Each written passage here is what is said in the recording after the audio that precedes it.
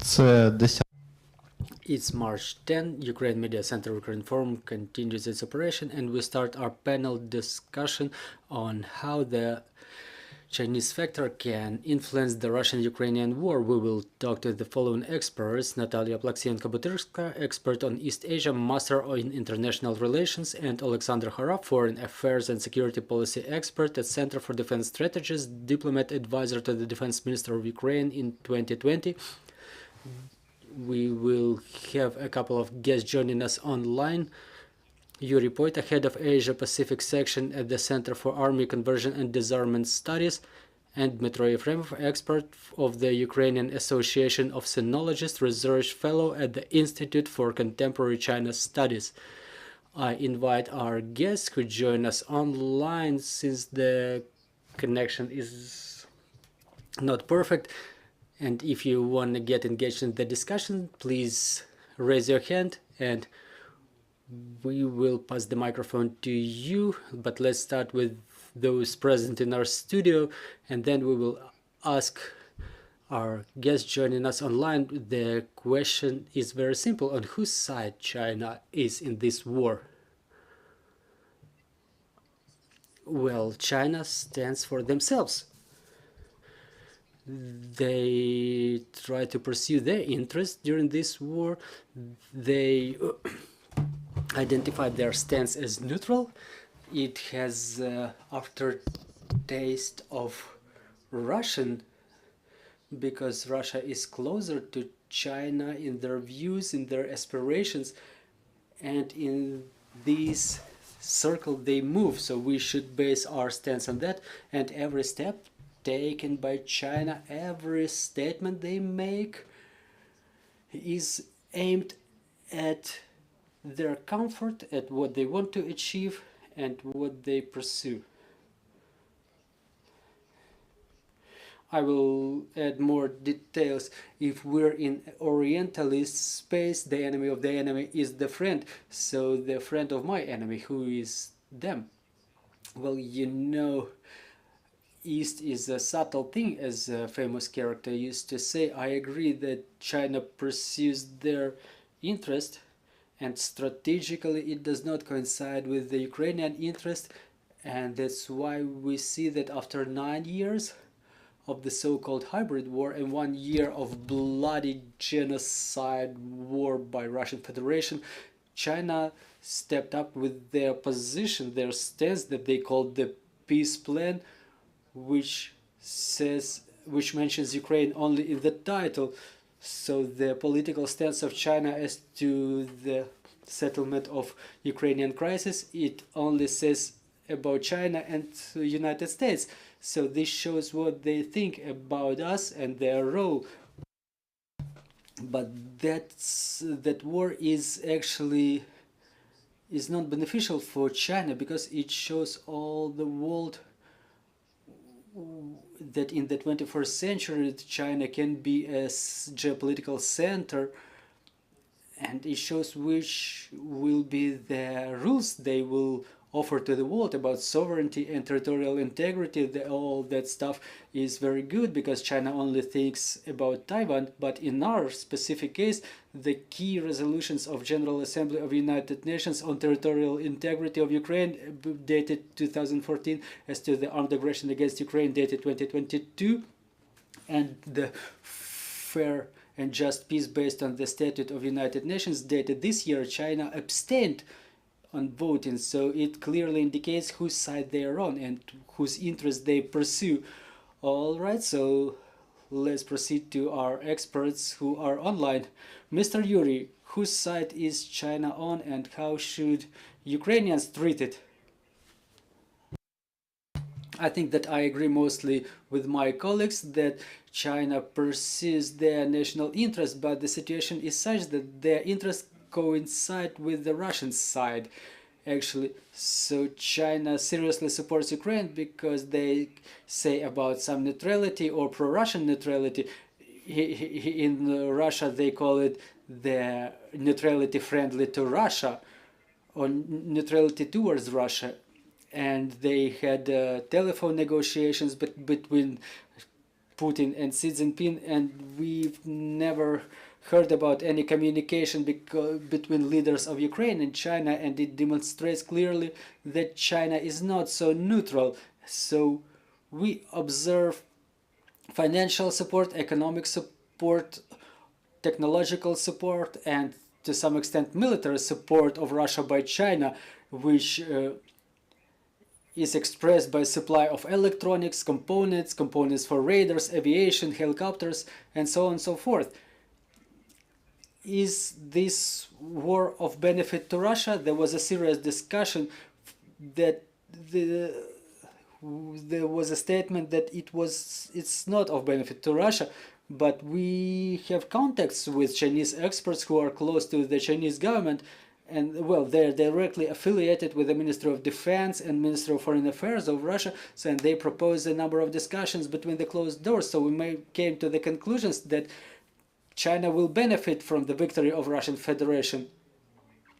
And after 1 year, Chinese economy did not suffer, was not affected by the war, because what happened is only due to the zero tolerance by the Western states. So it's a serious question whether this war is not of benefit to China. And our last guest who joins us online, last but not least important, so whose side is China on? I support my colleagues.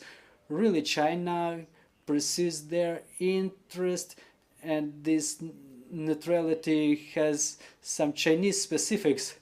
And what China does now, they try to recompose the world in compliance with their own imagination, in their own concept. Just like Mr. Olexander said, we see how China would approach the international relations, how they build the relations with smaller countries, how they will solve the conflicts, and so on and so forth. And Ukraine for China is a secondary country. It's dependent on the United States from the point of view of China. So there is no need to enter into dialogue with us. And as to the destiny of the country, they are willing to talk more to Russia about it, and to the United States. So they would not communicate with us on par. I would like to ask you to bear with us, but the question is as follows. The current relations between China and Ukraine, how are they? Why don't we have an ambassador so far? And whose fault is that? How to fix this situation? What are the levers of influence who can help us so that we enter into a format of efficient communication, into a format of dialogue, efficient dialogue? Is it a personal question to me? Well, yes, and then we will go in reverse order.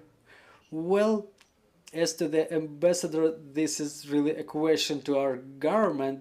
They're looking for a candidate which would be convenient to everybody. It's complicated for me to answer this question. As to the relations with China, China maintains the relations with Ukraine on an economic level, which calls us back to a certain extent, because they see us through the prism of their relations with Russian Federation, and making another step closer when entering into some partnership or agreement, they look at Russia and they think whether it will be accepted normally in Moscow.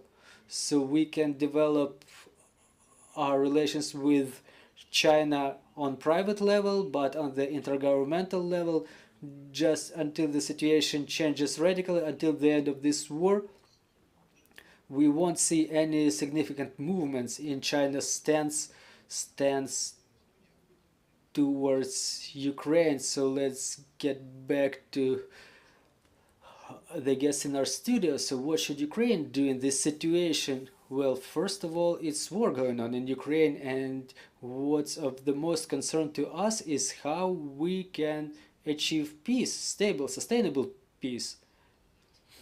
And in this area we work a lot, and the expectations put on China within the last year by our government, well, it's not about transformation, but there were incessant attempts to contact from the very first day and try to influence China and to some extent assuage them. President Zelensky addressed Xi Jinping numerous times to have a direct contact with him, because Zelensky proved himself as a good communicator. He had a number of meetings, and some of the meetings they changed the attitude of this or that country. Our diplomacy, headed by our president as the main representative of our foreign policy, he made a number of steps, and he thought that China can be talked to. But unfortunately, Chinese both system and their understanding is different. As my colleague mentioned, there was no contact because China is not interested in such contact. This is why we observe certain transformation from those attempts to get China engaged. Just then it transforms into this attitude not to harm, so that China doesn't help Russia more, at least in this situation. Now we're talking about the weapons, and I personally don't see any perspective that China would help Ukraine specifically. Moreover, I see all those gradual steps. First of all, personal competition with the United States. It's in such a serious phase now. The Chinese rhetoric towards United States becomes harsher and harsher, and China uses this Ukrainian card in their struggle with the United States. The latest statements about the weapons, and those statements, they already evolved from like, don't support or Ukraine with weapons because you just kindled that fire of war, and they proceeded to the statement like, you supply Ukraine with weapons and you supply weapons to Taiwan, and why shouldn't we supply Russia with weapons? So all this knot is tightening around Taiwan, and this rhetoric doesn't help us in this situation. Mr. Alexander, what can help us to re-establish the dialogue? Well, obviously there should be diplomacy, but I'm skeptical towards any breakthroughs in Chinese direction, and I think we have to realize the limited nature of our capabilities. First and foremost is that China, just like Russia, is in fact an empire. They see small countries as those who have limited sovereignty, and as it says in the Statute of the United Nations that we can get on par relations, that's vain hope. We can influence on China in three ways. I will say three figures: 690 billion, 190 billion, and 18 billion. That's the turnover between United States and China, Russia and China, and Ukraine and China. Through trade and some positions through commerce, we cannot get them encouraged to change their stance. We can influence China if we can, so only and exclusively through our Western partners, and they actually do it. They warn China if there will be support with weapons, not only chips to Russia. The export of chips increased twice, including through Turkey. I mean, export of chips from China to Russia, Russians already found some way around sanctions. So that's not the way we can influence on China. We can only moralize them. We can talk about it in United Nations. China abstained from voting in 3 resolutions. They blocked the G20 communique, which should have repeated the international stance towards the war. We still have to keep doing it, but I don't agree actually with the position of the president as the communicator, because it's a whole different system. If president is accepted as a person who stands for their freedom and is the embodiment is the epitome of democracy in the post-Russian, post-Soviet space. It's a threat for China. The charisma of President Zelensky against this incomprehensible articulation of Xi Jinping, it's unacceptable. It's a whole different culture. We have no opportunity to reach out to the average Chinese. We understand it's non-democratic country. There is no influence on part of their average Chinese, even if half of their population supports us. I'm not saying we shouldn't do it. We have to try to break through this Chinese digital wall, Chinese firewall. But we cannot have the average Chinese influence their government. But we have to talk about the future, and depending on how this war ends, I hope it will end with our victory and sustainable peace. And if there is no victory, if there is a ceasefire, just like Chinese offer, that will be a breather for Russians before yet another attack of theirs. If there is any negative scenario, the role of China will increase because they can sit at the negotiation table about this peace, about this ceasefire, short and negative for us. But we should do everything we can to win, and then the word of China will not weigh anything in this peaceful regulation.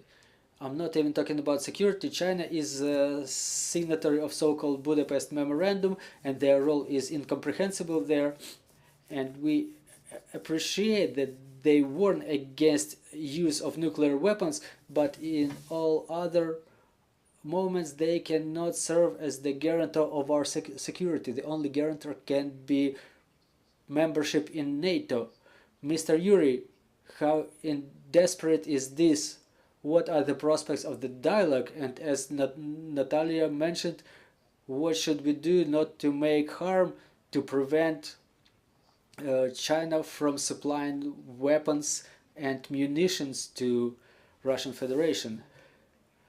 Well, it's difficult to add anything actually to the words of my colleagues. I mostly agree with the statements of my colleagues, but I think that even after the war, the prospects of relations between the Ukraine and China are quite limited. We have to understand that if Ukraine tries to become a part of European Union, a part of NATO, Ukraine should undertake certain obligations.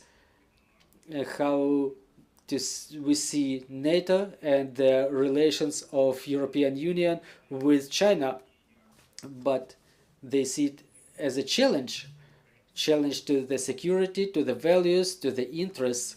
And the recently signed concept of NATO regarding China, they are very clearly worded that China tries to undermine Western positions. So for Ukraine, it would be clear, just like Mr. Olexander Khara said, Ukraine cannot achieve any security guarantees from China. Ukraine should protect itself, because if China does anything against Ukraine as a part of the West, Ukraine should build the security system that would disable China from influencing Ukrainian national interest. Like the attempts to master Ukrainian military technologies, we've seen a case with Motor Siege. If China would have been able to acquire this business, the threats, the consequences would have been very serious. So I think Ukraine should rethink its relations with China.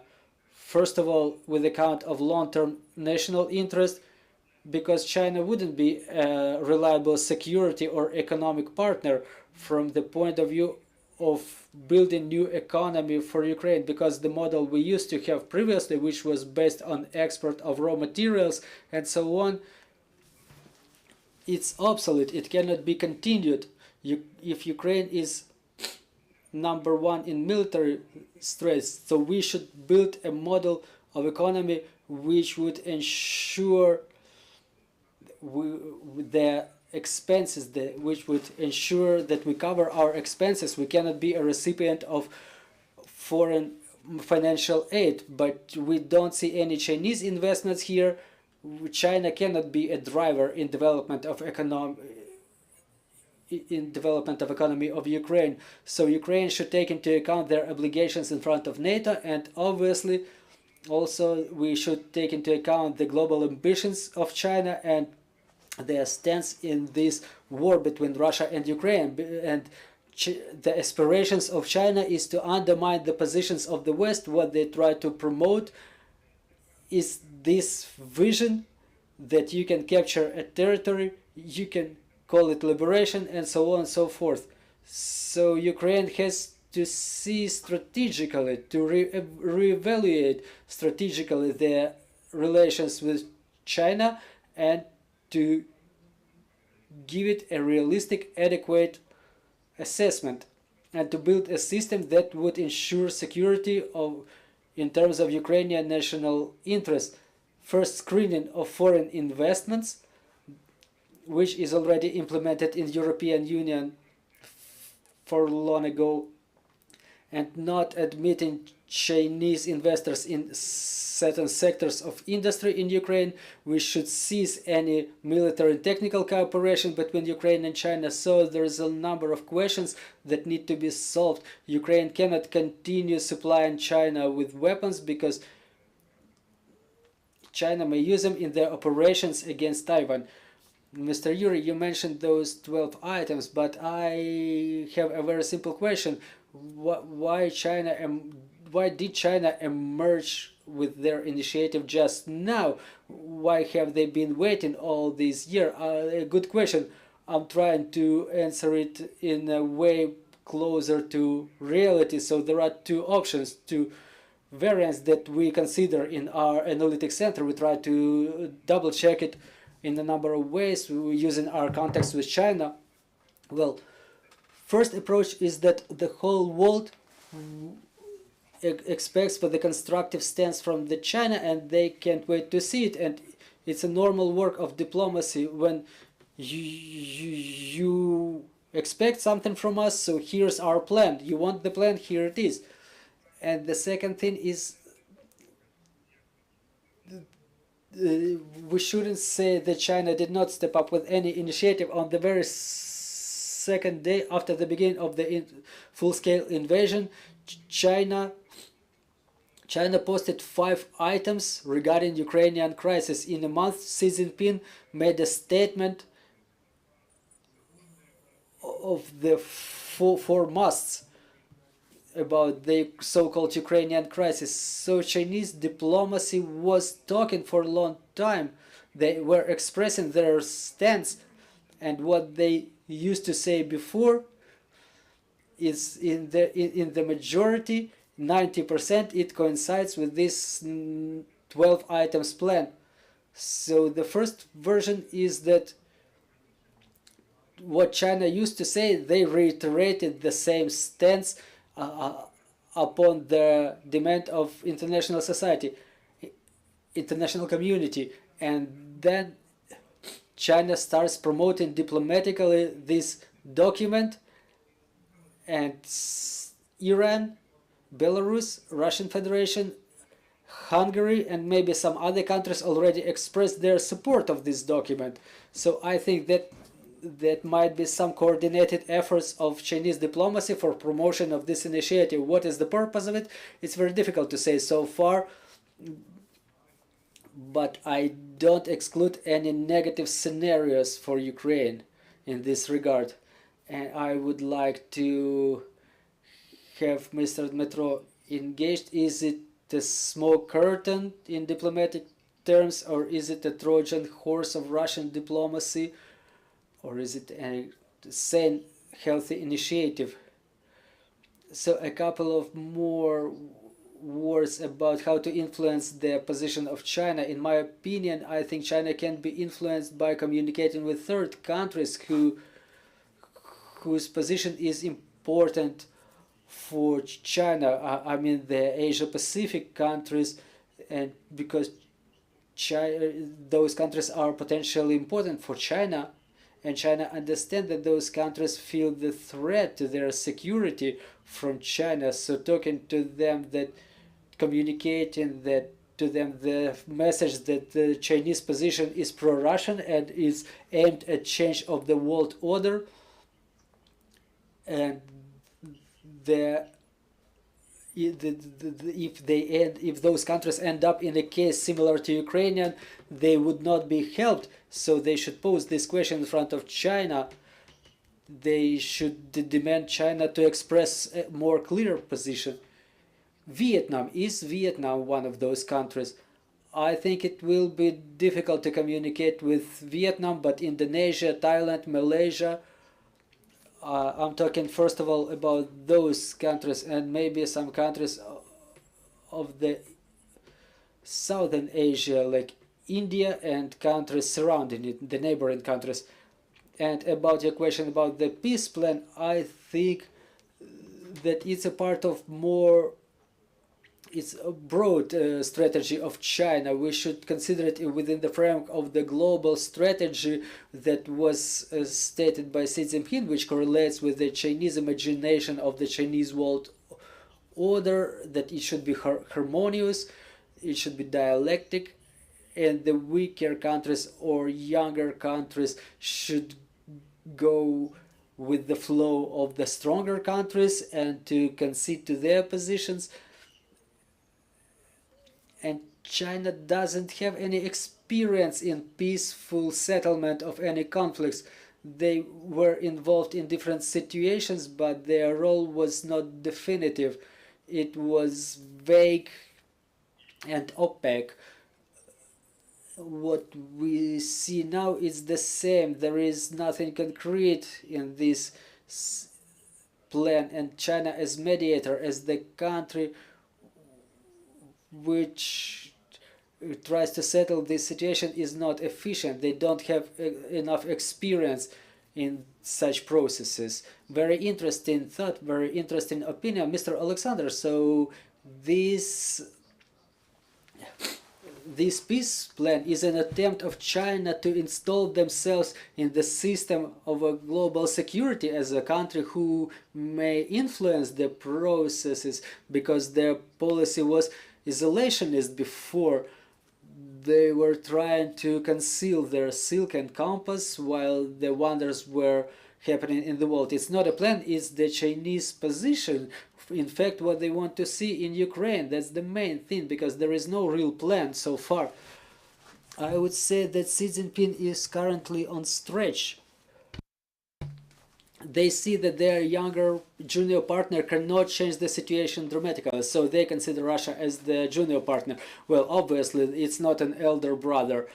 So obviously,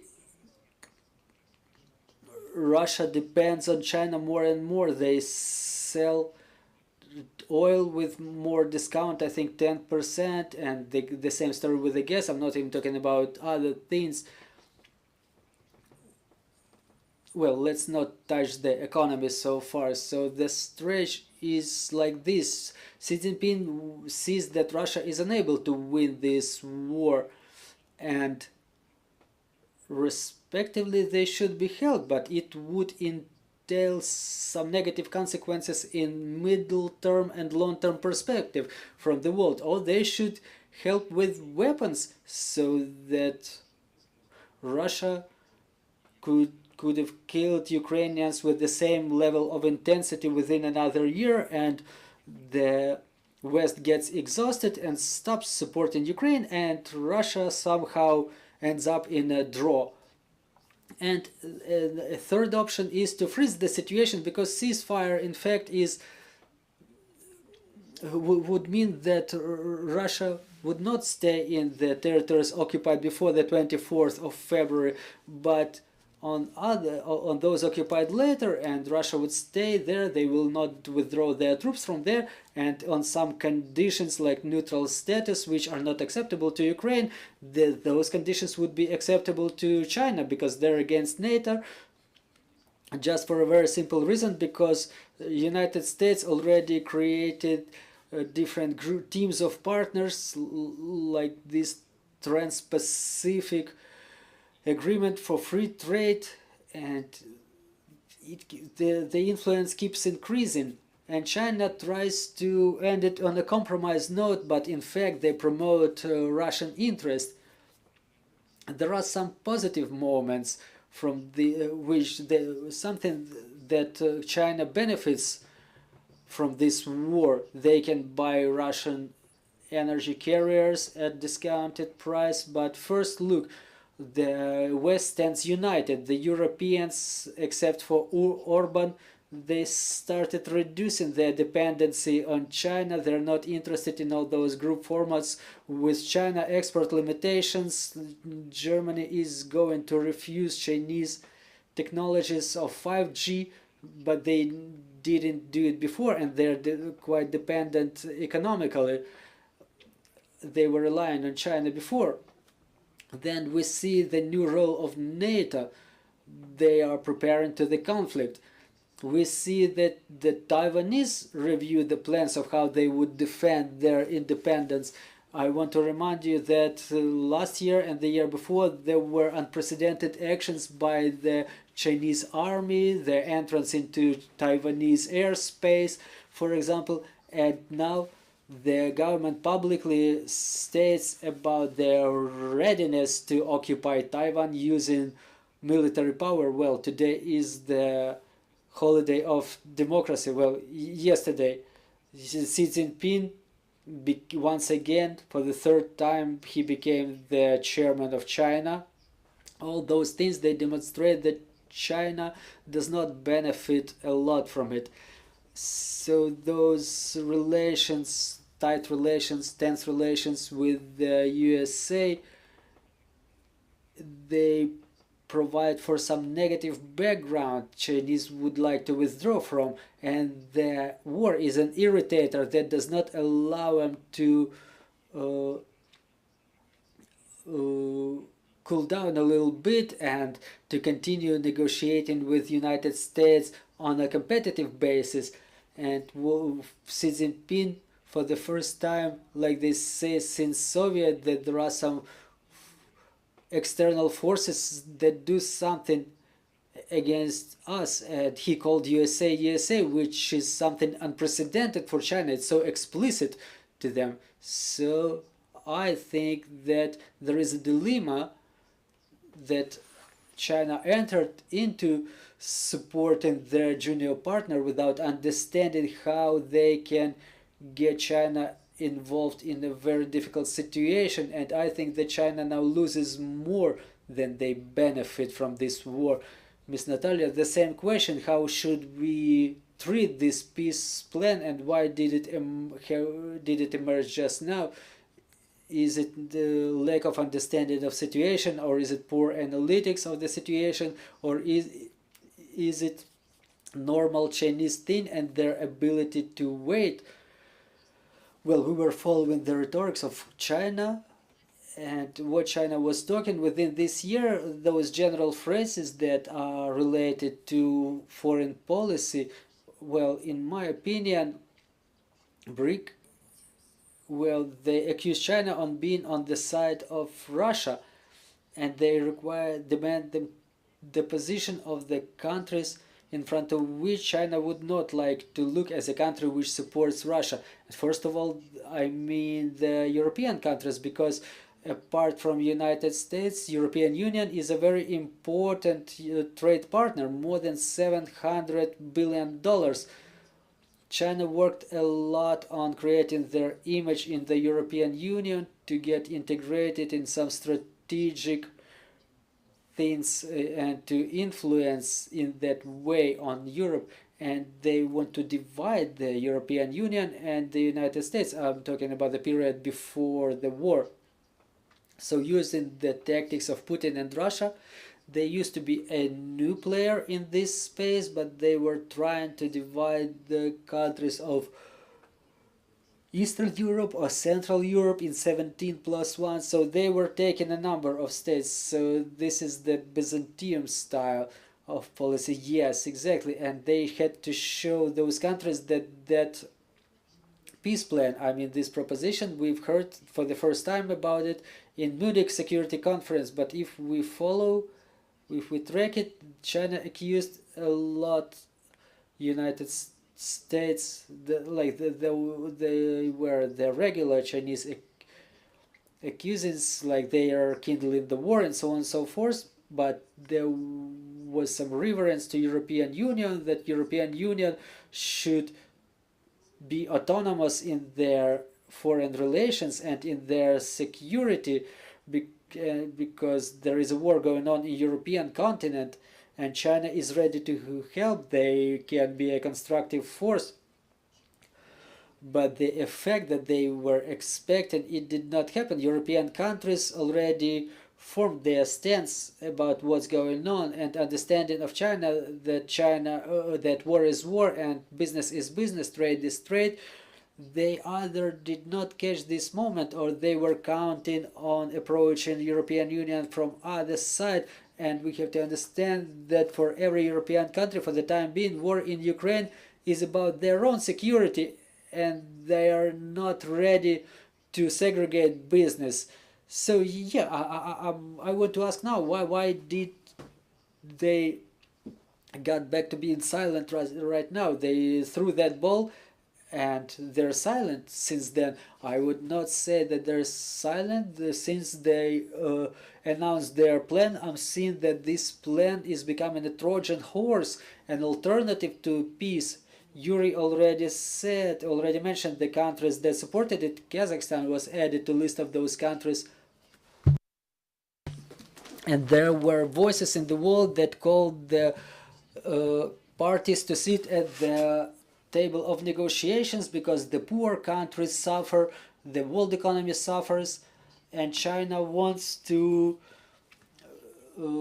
become the protector of the interests of the global south, that they're the peacemaker. They propose this peace plan unlike the United States.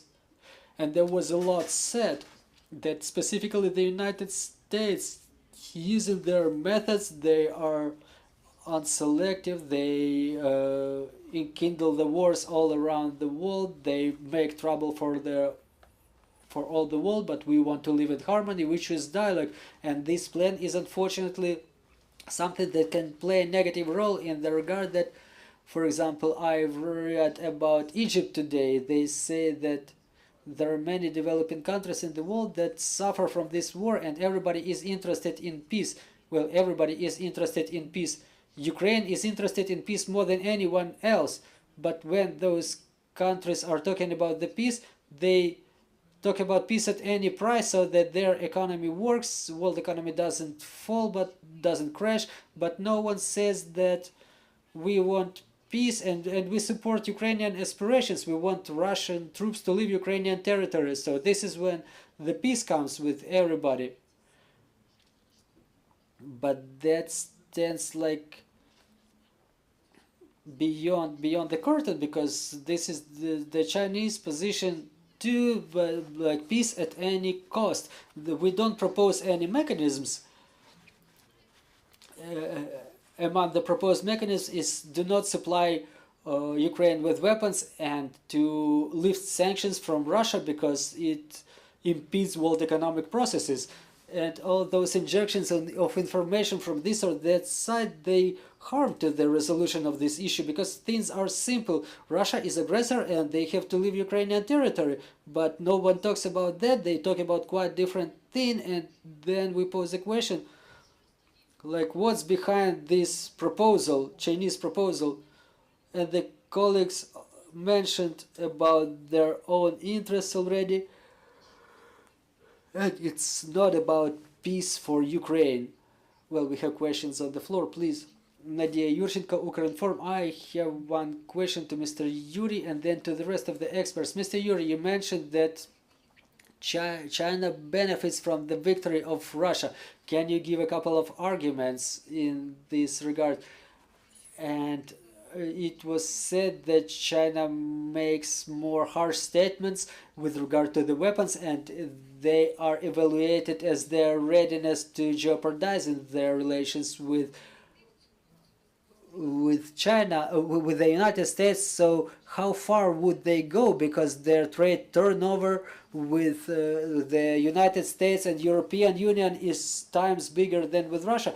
Will it result in any counteraction? Will it result in something global? Let's start with Mr. Yurii. Thank you very much for this question.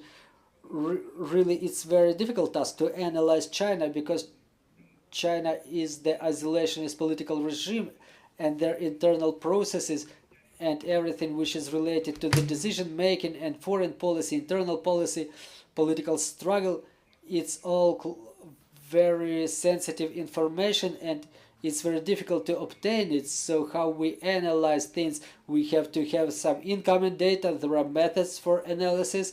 We can analyze this information in a number of ways, and after this methodology we may summarize it and come to some conclusions. If we don't have any entry data, so no matter how we analyze it, we will come to some wrong conclusions, wrong results. This is why the statements of the top-level government officials they are maybe insufficient, because China in their strategic communication is manipulative.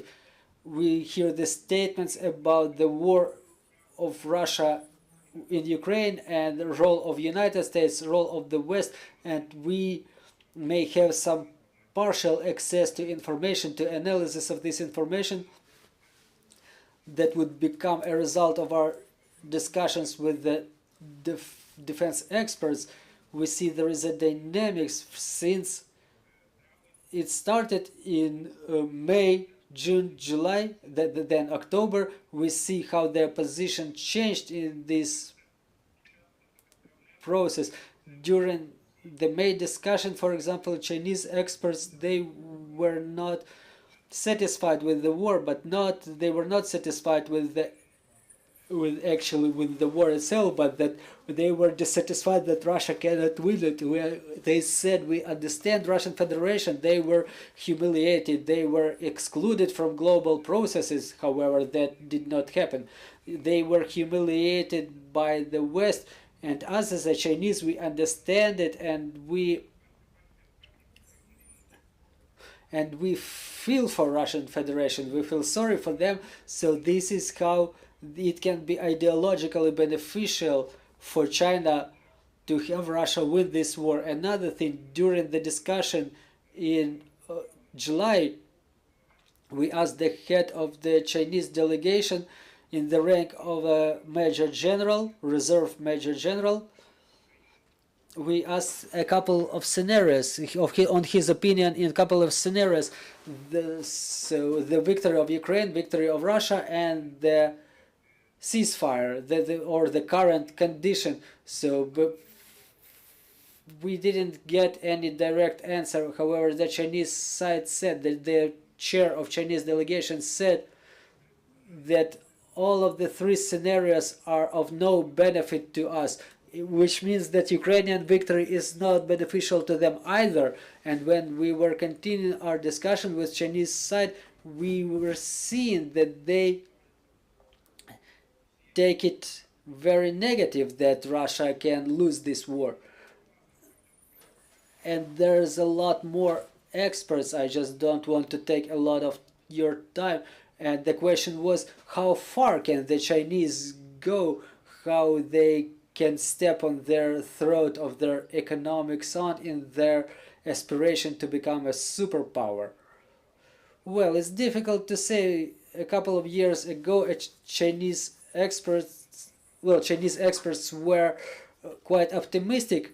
They were saying we grow 5 to 6% per year, and in 10 years it will be 50%. The world will depend on us. We will become the #1 partner for all the countries, which will mean we will be able to switch off the economies of different countries, because they will be a small fraction of our economy. Meanwhile, we will mean the whole economy to them. But that may not happen if we don't think in a linear way, because it may not happen because United States already discussed those 10 years. They were discussing for 10 years what they should do with China, and they see it as a threat, and they should counteract the threat. They cannot exclude the Chinese economy from global processes, but they may impede them from obtaining key technologies from the West. And my forecast on how far China can go in their economy is still a question. The forecast for economic growth is 5 to 6%, and they can keep growing, but they will not be advanced economy. It will not ensure this opportunity of strategic advantages for China. And as to the provision Russia with weapons, according to our observation, Chinese political management, there is still a discussion on that level whether to give weapons or not to give them to Russia. Last year they were sure that Russia would win, but in the end of the year they were doubting that, and they were thinking that the winter will give a lot of opportunities to Russia because the strikes on energy infrastructure will provide a window of opportunities for Russia, but now they see that Ukrainian armed forces are preparing to counteroffensive, and I think that Chinese experts in the political crowds, they already have the opinion that Russia may lose with a high degree of probability. And for the time being, I don't exclude the option that China will make a decision to hand the weapons to Russia on a bigger scale. They can do it through Iran or Belarus, or they can do it gradually, watching the reaction of the West. The reaction of the West is very important from the strategic point of view. I would like to ask for more details. My question about the United States was whether China is ready to risk their economy for the sake of global leadership. Well, global leadership can be evaluated in different ways. Whether China is ready is difficult to say. It's our interpretation of the things. We don't know whether they're ready or not. We don't have access to the negotiations of the top-level government officials of China. This is why it's quite difficult to analyze it. But what we can do, judging by those small indicators, small fractions of information, we can try to verify that information. For the time being, it's difficult to say whether they are ready, but there's a number of aspects. First, the war did not ruin the Russian economy. We don't know what is about to happen this year, but what was forecasted, the 15% fall of Russian economy, the European Union published information that the fall was 3.5%, and it may be a lesson to China that even the sanctions, very serious actions, they may not be so efficient in this regard. And I think that it may reduce the sensitivity of China to provision of some military support to Russian Federation. Another aspect, I seem to have forgotten another aspect. Well, yeah, let's proceed to Mr. Dmitro then. Well, on one hand, China has their war rhetorics, the muscles, the weapons, and on the other hand, billions of lives and sustainable development. So the question is, to what extent people may refuse this normal life for this vague superpower? Well, to answer your question, we already discussed it, that China is building their image of international leader, and it's important for them to be perceived as the peaceful country, the one that takes care of the interest of all the countries of the world. And the image of the country that supports the war doesn't become it. So officially they will not make any steps in that direction, but there is an official direction too. China really needs stable economy. They need to continue with their high pace of economic development, because in part this economic development is provides for the stability of political regime. It lifts this question why we live so bad, why the Communist Party of China guides our country. So sustainable growth and development is very important for them, and it contradicts any crisis in the world, the wars and so on. So they want to get involved in peacemaking process, but China has negative attitude to Russians' loss in this war, and my opinion is that China will support Russia to the extent it would be possible to do it unofficially, because China already concealed a lot of things that were quite difficult to conceal. For example, some schemes of supply of weapons and components through the third countries.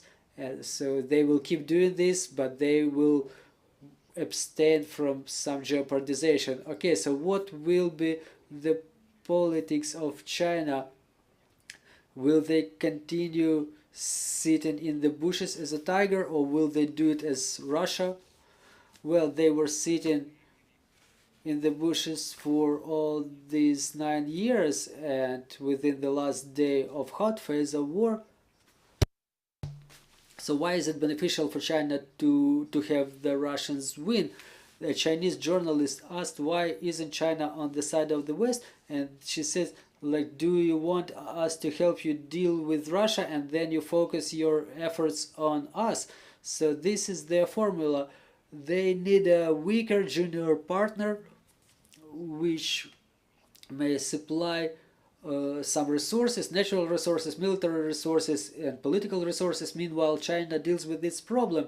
Whether they will help or not, they already do help, and they will do it below the level which would entail some negative consequences.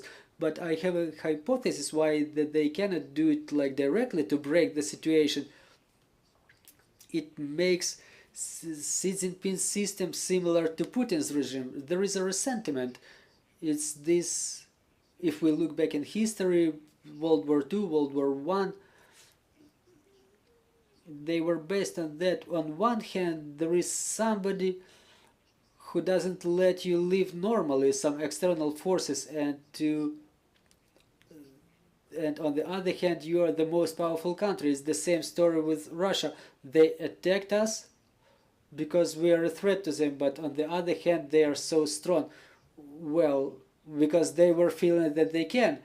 Yeah, that's the real story, but rhetorically, on the level of conscience, there is a duality. We are being humiliated, but we are a powerful country.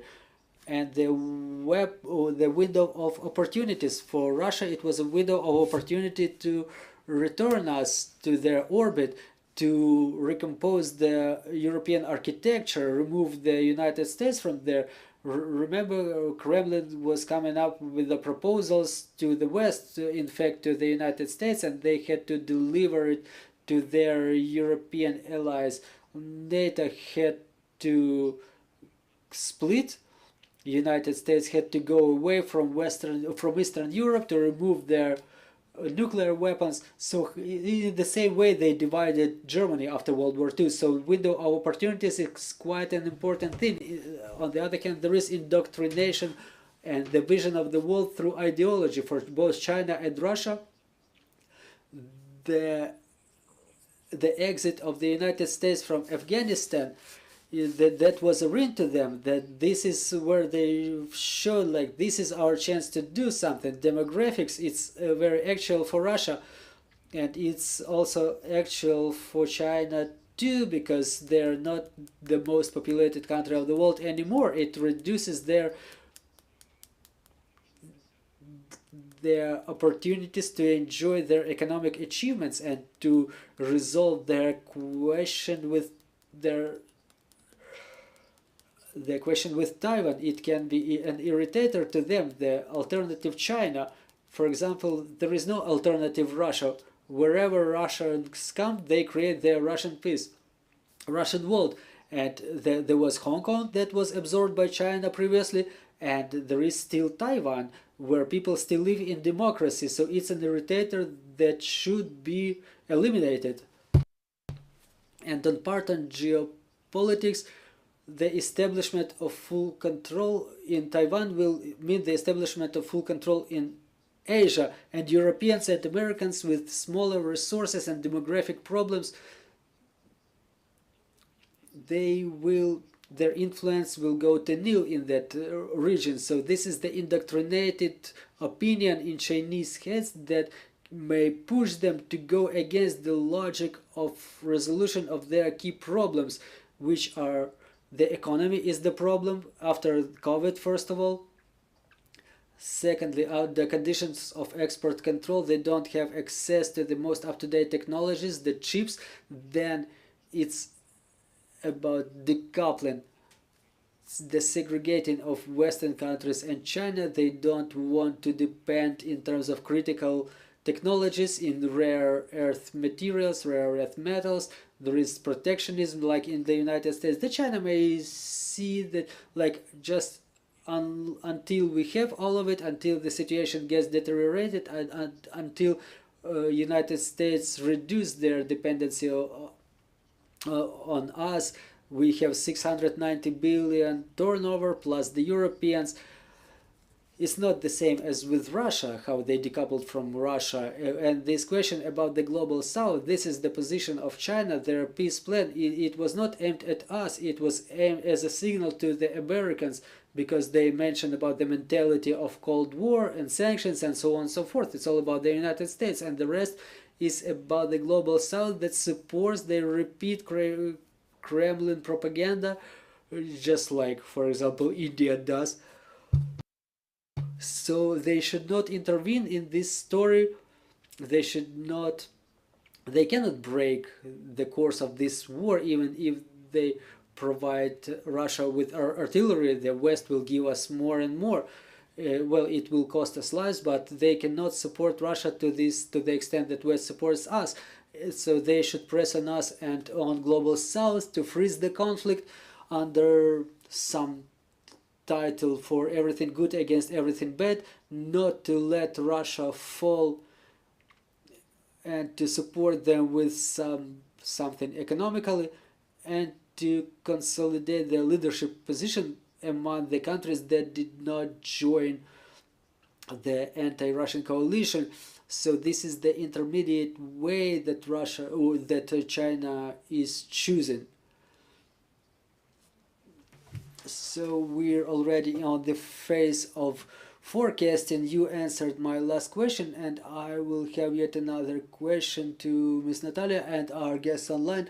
It's a simple question: what should we expect from China within short period? Well, it's a very complicated question, because within the last 20 years at least, they were building their foreign policy with certain degree of forecastability. Now they create some myth regarding themselves, because it's the Xi Jinping's China, and he has ambitions not only about China as a country, but about himself personally. He broke some schemes which were comfortable for the development of the country, which helped China to become the economically powerful, helped it become what it is now.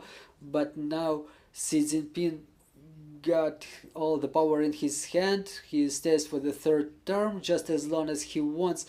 And when we start talking about these aspirations of any authoritarian leader to work for his ambitions, it reduces the ability to forecast. China was trying to maintain stable economical core. They have plans to make the sustainable middle class, to ensure some conditions for their people. And in accordance with this logic, they should value the relations they have with the European Union, with America, the economic relations, and not to risk them. And Xi Jinping is kind of afraid that this economic layer is absent, and it may raise questions to him. So we've seen those fears when this anti-COVID policy, the isolationist policy, worked against Xi Jinping. He didn't intend to ease it in any way. And when people started going out in the streets, it turned out that they can recoil it quite quickly and not to react publicly to it. So yesterday we had COVID, everybody was locked down at home, but tomorrow everything is fine, and in a month, like there is no such problem at all. So this is the indicator that shows that Xi Jinping will pay attention to economy, and on the other hand, the logic in regard of Chinese support of Russia is maybe they should play in the middle, sometimes play with the European Union, but they categorically don't want to do this. For example, talking about Zaporizhzhia nuclear power plant, they could play their role like in accordance to their aspirations, to the items that they stated, to help demilitarize at least one of the, to make one of the steps. China doesn't do it. They don't support the resolution of IAEA that was accepted based on the research made by the international observers. And now what I'm feeling tense about is that on one hand there are some logical aspects that say that China will not get involved, they will not openly help Russia. But another thing that makes me tense is that China is interested in Russian victory, or at least so that Russia doesn't lose, and the supplies of weapons to Taiwan and supplies of weapons to Ukraine, that it transformed into an argument that China may start using to start supplying weapons to Russia. Yes, they have a peace plan on one hand and they like peace. They promote this rhetoric, but we see how they use the methods of misinformation and propaganda and manipulation of facts in the same way that Russia does. And unfortunately now we're facing some unforecasted China, not as forecasted as it used to be. So now they end up in the environment which is not comfortable for it. The active struggle with the United States, and this is how they build their internal world and external world and their attitude, their behavior. Thank you. Mr. Dmitro, where our unforecasted Eastern Tiger will go next?